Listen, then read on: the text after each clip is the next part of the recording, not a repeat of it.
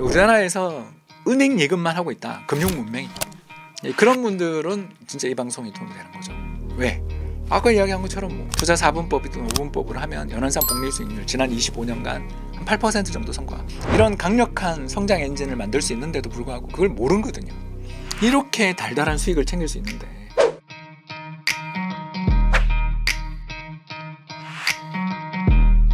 최근에 좀 이른바 M7으로 불리는 그 미국 기술 대형주들마저 좀 조정을 받는 모습을 보였는데요. 이들 종목에 대한 투자 적기라고 지금이 좀 볼 수 있는지. 맛있는 냄새는 안 나는 것 같습니다. 예, 재작년이 좋았고요. 작년부터 이제 썩는 내가 나기 시작했죠. 썩는 내의 가장 큰 특징이 뭐냐면요. 어떤 경영자를 신격화하는 일이 벌어질 때가 썩는 내라고 제가 부르는데요. 근데 저는 그 젠순환한테 어떤 여성이 가슴을 풀어헤치면서 사인해달라는 광경을 보면서 작년 이맘때 있었던 일이죠. 아, 이제 끝나는구나. 그런 생각을 굉장히 많이 했습니다. 물론 지금 트럼프 당선되고 한 번 더 오를 줄은 몰랐고요. 그런 일들이 벌어질 때, 그 개개인을 신격화하는 일들이 벌어질 때, 2021년에 테슬라의 CEO인 앨런 머스크가 다치코인 이야기할 때, 다치코인 막 급등하는 거, 그럼 뭐 전혀 아무것도 아닌 밈코인이 몇백 배 오르는 걸 보면서 어떤 경영자가 성과를 거둔 건 그의 카리스마도 있지만 그 밑에 있는 수많은 근로자 엔지니어들의 노력, 그리고 또 오랜 기간 동안 그들에게 돈을 대준 벤처 캐피탈이나 자본시장의 참가자들, 그리고 함께 그 일을 해왔던 주요한 리더들의 성과인데, 한 사람을 신격화하고 이 사람 말만 들으면 될 것처럼 사람들이 그를 막 따른다. 전형적인 스토리텔링, 이제 돈의 흐름을 파악하는 가장 중요한 이야기가 우리나라에선 돈 복사된다. 그리고 두 번째는 저 사람, 저 리더, 저 최고의 경영자만 믿으면 돼라는 신격화된 신앙들이 생길 때가 투자에서 자금의 흐름, 돈의 흐름이 바뀌는 시기다라고 생각합니다. 그런 면에서 워렌 버핏은 정말 유일무이한 존재고요. 끊임없이 그의 이야기를 하면서 사람들이 했지만 결국 몸성이 은퇴했다. 자본시장에서 90대에서 몸성이 은퇴한 사람은 조지 소로스랑 워렌 버핏 말고 있는가? 낱낱이 자신의 전략이 공개되어 있는 이 투명한 시장에서 그 고래로서, 웨일로서 성공한 사람들은 정말 힘들거든요. 그래서 1997년 미국의 시가총액 1위부터 12기업 중에 지금도 1위 그 10위 안에 있는 기업은 딱 하나밖에 없습니다. 마이크로소프트밖에 없어요. 코카콜라 2등 하던 코카콜라 한 30위 정도 하고요. 1등 하던 제너럴 일렉트릭은 100위밖에 있고요. 그러니까 그만큼 어려운 세계인데 마치 이건 영원불멸할 것처럼 생각한다. 썩은 내가 나는 거죠. 앞서 금 얘기 아까 여쭤봤었는데요. 하반기에 조금 안정성과 수익성을 좀 모두 고려한 자산 배분 전략 좀 어떻게 가져가는 게 좋은지. 제일 많이 추천하는 건 투자 4분법. 한국 주식 4분의 1, 미국 주식 4분의 1, 미국 국채 4분의 1, 금 4분의 1. 여기 좀 불안하면 한국 국채를 또 추가해서 20%씩 하는 것도 방법이고요. 투자 5분법. 이렇게 하면 연한산 복리 수익률 한 8% 나옵니다. 엄청난 거죠. 여러분, 국민연금이 그렇게 잘한다는데 지난 1999년부터 지금까지 만 26년 동안 연한산 복리 수익률 6.8%예요. 그만큼 어렵습니다. 이 정도의 성과를 낸다라는 건 상상하기 어려울 정도의 성과고요. 이렇게 어마어마한 성과를 내는 자산들, 이런 전략들이 바로 이 자산 배분 전략입니다.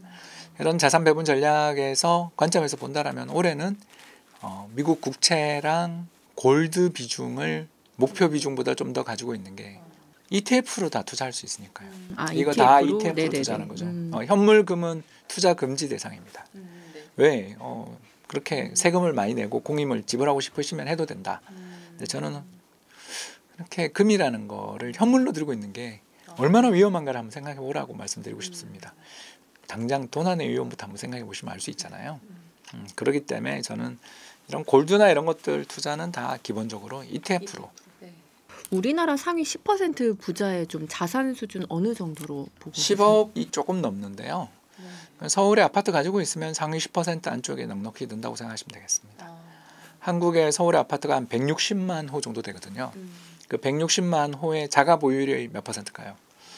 모르시는 분들이 너무너무 많은데 40%가 안 됩니다.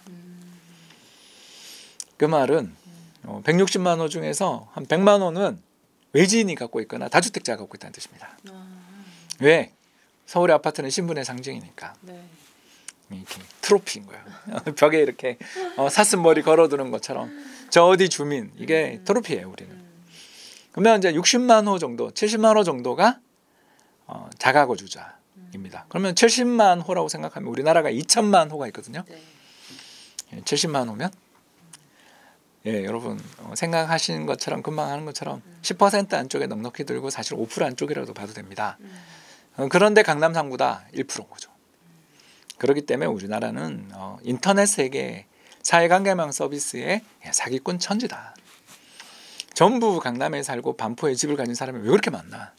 저는 이해할 수 없다. 그렇게 부자가 할 일 없이 거기서 왜 자기 재산 자랑을 하고 있는가? 그 사람은 놀기도 바빠 죽겠는데 왜 거기서 그런 짓을 하고 있나? 전혀 믿을 거 없다. 저는 그렇게 생각하는 거고요. 순자산 10억이다라는 것은 엄청난 자산이다. 순자산 10억 중에 한 7, 8억 정도 부동산 가지고 있고 2억 정도 금융 순자산 가지고 계신 분들은 우리나라 상위 10% 그리고 세계적으로도 상위 5% 안에 드는 초부자들이니까 스스로를 너무 낮춰보지 말고 5억만 넘어도 대단한 거다. 상위 20%. 참고로 우리나라 중위값은 1억대입니다. 그 대부분 그분들은 전세나 월세 보증금만이 유일한 자산인 분들이죠. 그게 우리나라의 현실이고요. 우리나라에서 그래서 주택 자가 보유율이 60%가 안 되는 나라입니다. 서울은 40%, 지방은 80%. 그래서 평균이 60%입니다. 그렇다면 좀 일반 시민이 안정적인 노후를 위해 좀 필요한 최소 자산 규모를 좀 어떻게 설정합니까? 목표는 5억 정도로 설정하는 게 제일 낫다고 생각하고요. 이제 저도 운용 자산 5억 됐을 때 은퇴를 했고요. 왜? 간단합니다. 아까 이야기했던 투자사분법. 연원산 복리수익 8%. 그리고 몸이 건강하면 조금씩 알바라도 해도 되잖아요. 그러면 한 달에 소득 3,400만 원 쉽게 나오잖아요. 그리고 국민연금도 받을 수 있고요. 왜냐하면 이분이 운용을 하면서 계속 세금을 낼 테니까. 지역가입자로서 세금을 내잖아요. 종합소득세 내면서 내게 돼 있으니까. 이런 점들을 생각하면 사실 5억 정도면 굉장히 넉넉한데 뭐 인터넷 세계에서 그렇잖아요. 30억 가지고 있으면 부자인가요? 막 이런 이상한 정신분열증 걸린 것 같은 질문들이 세상에 얼마나 많이 나오는지. 정말 우리나라 사람들 재밌는 사람들이다. 현실과 어떻게 보면 좀 간극이 있는 판타지에 살고 계시는 거죠. 여기를 게임이라고 생각하시는 것 같습니다. 메타버스의 세상에 살고 계시는 것 같습니다. 그런 분들을 위해서 꼭 말씀을 드리고 싶은 게 한 1억 정도의 운용 순자산을 가지고 20년간 열심히 저축할 수 있다라면 그리고 투자사분법으로 매년 한 번만 비율을 현금으로 저축한 돈으로 현금을 맞추는 한 1,800 정도. 왜냐하면 1년에 우리가 연말정산에서 맥스로 넣을 수 있는 그 연금에 넣을 수 있는 돈이 1,800이에요. 그 1,800을 매년 넣으면서 1억 가지고 있는 사람이 20년 장기 투자한다 그러면 그게 한 10억 돼요. 왜냐하면 세금을 안 내니까. 그리고 인출할 때도 연금으로 받으면 됩니다. 55세 넘어서 연금으로 받으면 됩니다. 그럼 30세 직장인이 1억 정도를 가지고 있으면서 맞벌이 하면서 매년 1,800 사실 더 할 수 있을 텐데 최소 규모 150, 월 150 정도만 운용을 한다고 쳐도 20년 뒤에 50살 넘었을 때 10억이 넘는 자산가가 될 수 있습니다. 그런데도 우린 그걸 왜 안 하냐? 두 가지 이유 때문이죠. 첫 번째, 50살 돼서 그 돈 벌면 뭐해? 라는 그런 생각을 하시는 분들이. 그런 분들은 제 강의나 제 책을 볼 필요가 없죠.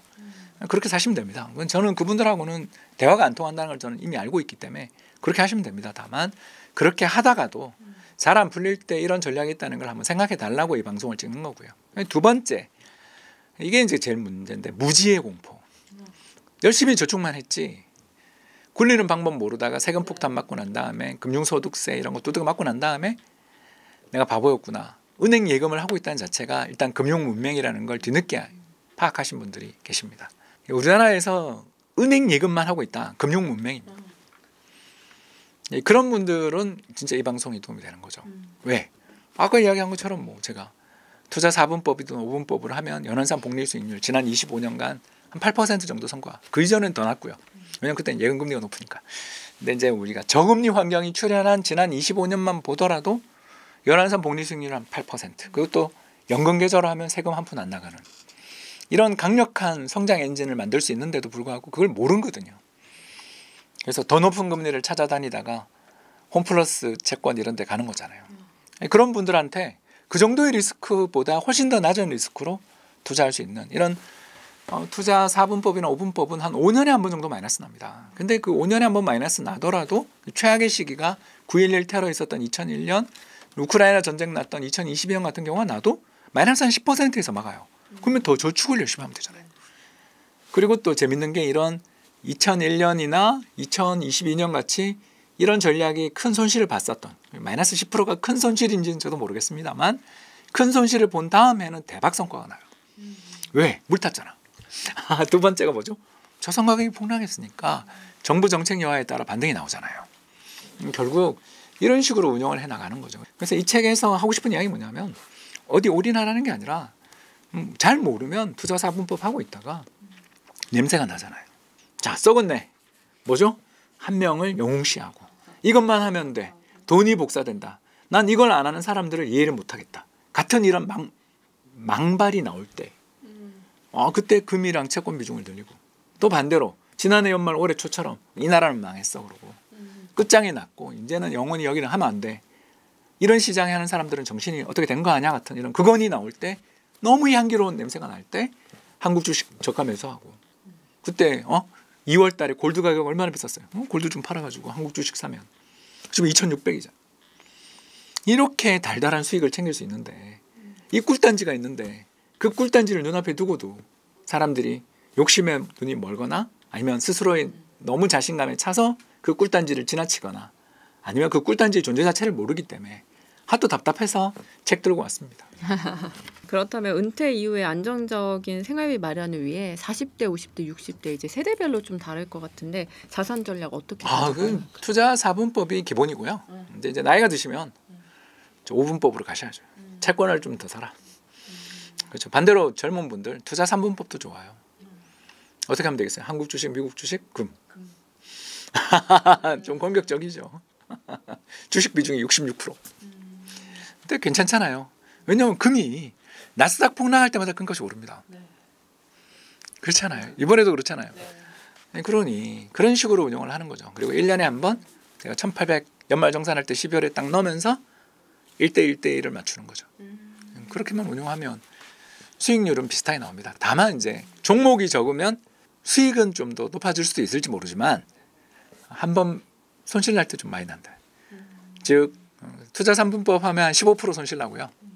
투자 4분법 하면 마이너스 한 10% 11% 정도 손실. 그러니까 역사적 최악의 수익이. 그리고 투자 4분법에 넘어서서 5분법 6분법 가면 최대 손실률이 점점 줍니다. 그래서 국민연금은 역사상 최대 손실률이 마이너스 8%밖에 안 돼요. 그러니까 그렇게 분산 투자를 하는 이유는 수익은 다 비슷해요. 손실을 줄이기 위해 분산 투자를 많이 하는 겁니다. 근데 초보들이 어렵잖아요. 하면 투자 3분법부터라도 하면 좋을 것 같습니다. 코스피 200 TR, S&P 500, 그리고 KRX 금 현물, 그리고 미국채 10년 선물, 한국 국채 10년 선물 이렇게 5개입니다. 한국에 다 상장돼 있고요. 연 운용 수수료 0.1%도 안 되고요. 거래가 너무너무 잘 되기 때문에 슬리피지, 매매하는 과정에서 발생하는 불가피한 손실도 거의 0에 가깝습니다. 1년에 한꺼번에 넣는 게 좋을지 매달 좀 분산해서 투자하는 게 좋을지 어떤 게 좀 좋다고 생각하세요? 그냥 연말에 넣으세요. 왜? 사람의 인내심은 제약됩니다. 근육과 같아서 근육을 막 쓰고 나면 펌핑되고 난 다음에 엄청 아프고 힘들고 피로해지는 것처럼 인간의 인내심도 마찬가지입니다. 매월 넣는다? 좋은 생각이죠. 그러나 잘 되던가요? 여름 휴가도 있고 부모님 지금 어버이날도 지났는데 그래서 목돈 생길 때 한 방에 넣는 게 참 제일 낫더라. 보통 언제를 추천하냐 하면 보너스 나오는 달 아니면 2월에 연말정산 받은 달에 그 해치를 넣어라. 얼마나 좋습니까? 충분히 가능하잖아요. 마지막으로 트럼프 2기라는 이 격동의 시기에 돈의 흐름을 되풀이한다라는 이 책을 쓰신 이유가 있을 텐데 이 책을 통해서 투자자들에게 꼭 하고 싶은 말씀 한 말씀 부탁드립니다. 이게 스트레스 받지 않고 노후 설계 좀 하셨으면 좋겠습니다. 그러니까 일확천금을 누리시는 분들은 그냥 뭐 트레이딩 책 보시면 되고요. 근데 저는 이제 그걸 해보다가 안 된 분들, 나는 왜 이렇게 운이 없지? 나는 왜 이렇게 안 될까 하고 자괴심에 빠지신 분들한테 좀 위로가 되는 책, 그리고 그 여우처럼 냄새를 맡는 법을 좀 알려드리고 싶어서 이 책을 썼습니다. 그래서 제가 지금까지 쓴 책 중에 제일 좀 뭐랄까 쉽게 쓴 책이다. 그래서 좀 투자를 좀 해보신 분들이라면 아마 이 책을 읽으시면서 이런 징후들이 있는 걸 나는 왜 몰랐을까? 이 냄새를 맡는 방법들을 이걸 어떻게 또 활용할 것인가? 이런 구체적인 꿀팁들이 숨겨져 있으니까요. 특히 더 나가서 이 책에 배운 내용에 보면 그 QR 코드를 다 넣어놔서 정말 지금은 어떤지를 시간에 한 1년에 한 번씩이라도 책을 열고 QR 코드 찍어서 정말 홍 박사가 말했던 이 냄새나는 지표가 지금 실시간으로 어떻게 반영되는지를 한 번씩만 체크해 보셔도 굉장히 좋지 않을까 생각됩니다. 트럼프바의 불확실성이 커지는 요즘 박사님 모시고 투자 전략에 대한 이야기 들어봤습니다. 특별히 저희가 박사님 영상 시청 후에 각 회차별로 베스트 댓글 남겨주신 분들께 2분 꼽아서 돈의 흐름은 되풀이된다 책을 선물하고 있거든요. 책 이벤트 많은 참여 부탁드립니다. 귀한 인사이트 나눠주신 홍춘욱 박사님 다시 한번 감사드립니다. 감사합니다. 투자 상담 자격을 갖춘 MTNW 소속 어드바이저가 카카오톡 오픈 채팅에서 명쾌하게 종목을 무료로 상담해 드립니다. 이제 QR로 바로 참여하세요.